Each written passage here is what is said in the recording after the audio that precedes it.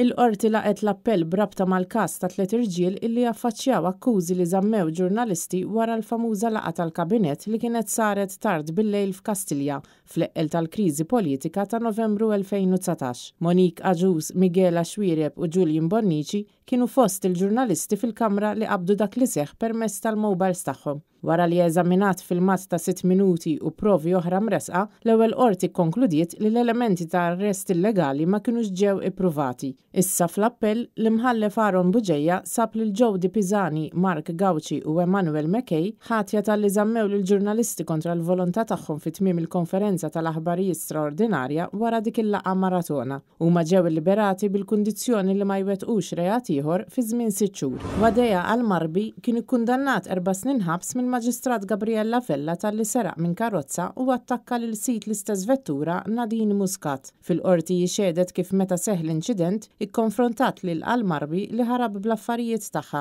iżda wara ġie arrestat. U nstab ħati ta' serq bi vjolenza u li kien riċediv, iżda mhux li żamm lil mara kontra r-rieda tagħha, għalkemm il-vittma ġarbet ġrieħi ħfief waqt din is-serqa. L-ispetturi Lajdin Zammit, Stephen Gulija u Gabriel Mikallef kienu responsabbli mill-prosekuzzjoni tal-każ. Raġel ta' 30 sena minn Bormla ġie kkundannat 2 sentejn ħabs u multat 4,500 euro għal sensiela ta' akkużi ta' vjolenza domestika. U ammetta li ta' fastidju lill-eks sieħba tiegħu eddida u kaġunala biża' minn vjolenza.